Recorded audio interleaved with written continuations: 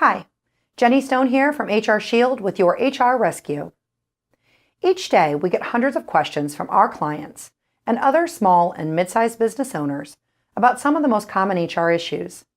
We figured they have those questions, you might too, so let's provide a lifeline and share our answers to some of the most common scenarios. Telecommuting programs have numerous advantages for both employees and employers. They combat absenteeism, boost productivity and morale, and increase employee retention. Here are some steps for managing telecommuters. Step 1. Develop and implement a written policy. Employers should develop and implement a written policy governing telecommuting. They should include a specific section in the Employee Policy Manual detailing what is expected or allowed with regard to telecommuting. The Employee Policy Manual should include a detailed policy stating what equipment will be provided to telecommuting employees by the employer. Employers should decide who pays for the business expenses of telecommuting workers, such as mileage driven in the course of a workday, telephone expenses, supplies, and shipping costs.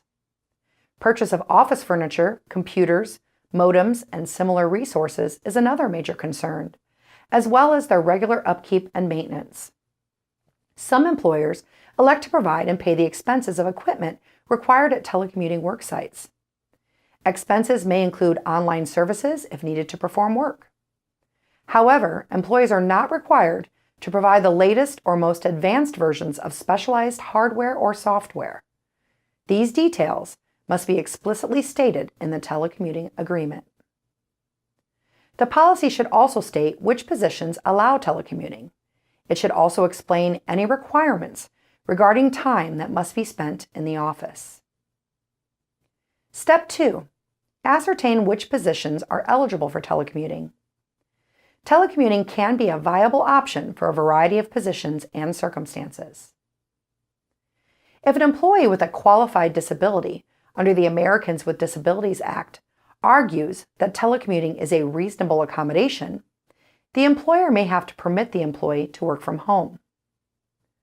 Under the Americans with Disabilities Act, ADA, employers may have to permit an employee to work from home and telecommute as a reasonable accommodation. Specifically, an employer should reasonably accommodate an otherwise qualified individual under the ADA if the accommodation does not result in undue hardship for the employer. Occupational Safety and Health Administration, OSHA. The Occupational Safety and Health Administration requires employers to exercise reasonable diligence to determine any hazards that could be associated with employees working in home-based work sites. Employers should then provide the necessary training. Employers that must maintain records of injuries and illnesses must do so for home-based employees as well as those on the work site. Family and Medical Leave Act, FMLA. Under the FMLA, eligible employees are entitled to up to 12 weeks of unpaid job-protected leave in any 12-month period to care for their own or a family member's serious health condition or for the birth or placement of a child. If an employee chooses to take all 12 weeks of leave unpaid, the employer must allow it according to the law. However, the employer may choose to offer employees on FMLA the option of telecommuting and receiving a partial wage reimbursement if it is practical to do so given the employee's job duties. If the employer offers this, it should be detailed in the Employee Policy Manual. Telecommuting makes it possible for employees to continue to work and receive income, even if only on a part-time basis, while caring for a family member with a serious health condition or caring for a new child in the home. There are numerous ways to combine unpaid FMLA leave with paid part-time telecommuting for temporary periods of time in compliance with FMLA. Employers should decide on a uniform policy for telecommuting while on FMLA leave and include that policy in the Employee Policy Manual. Step 3. Understand and communicate potential tax consequences to employees. Generally, a state can tax the income that a non-resident telecommuter earns in that state. All income earned by a resident telecommuter is taxable in his or her state of residence.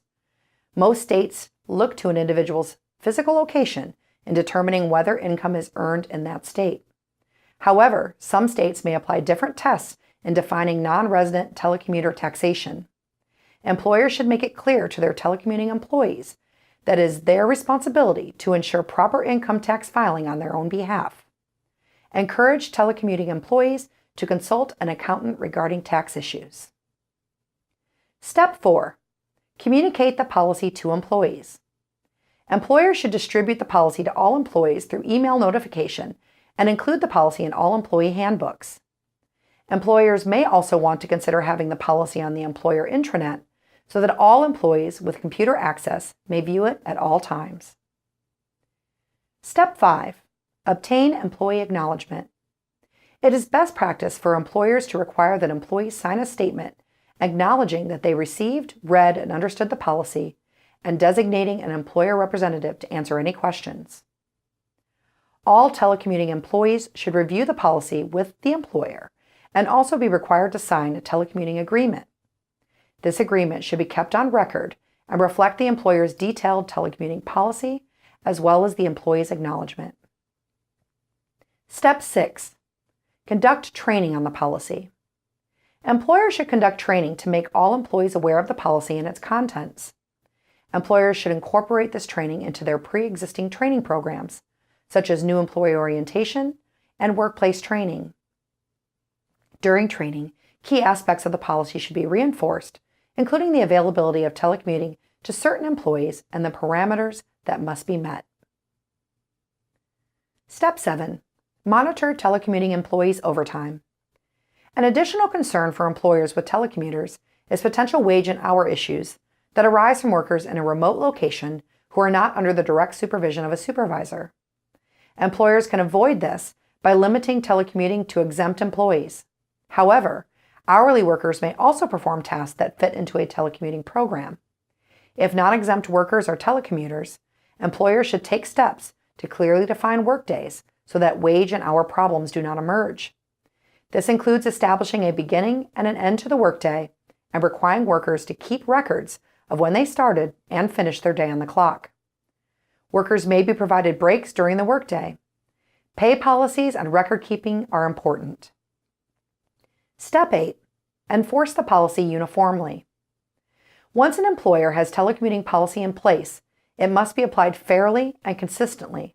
If it is not, the employer may be exposed to potential claims that an employee was not allowed to telecommute because of the employee's race, sex, religion, or other protected characteristic. That does not mean the policy must be applied in the same fashion for all employees.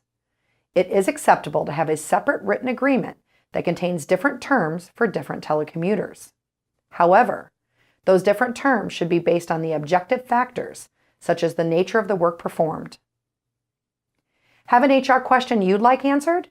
Leave your topic idea in the comments section below. And as always, thank you for watching.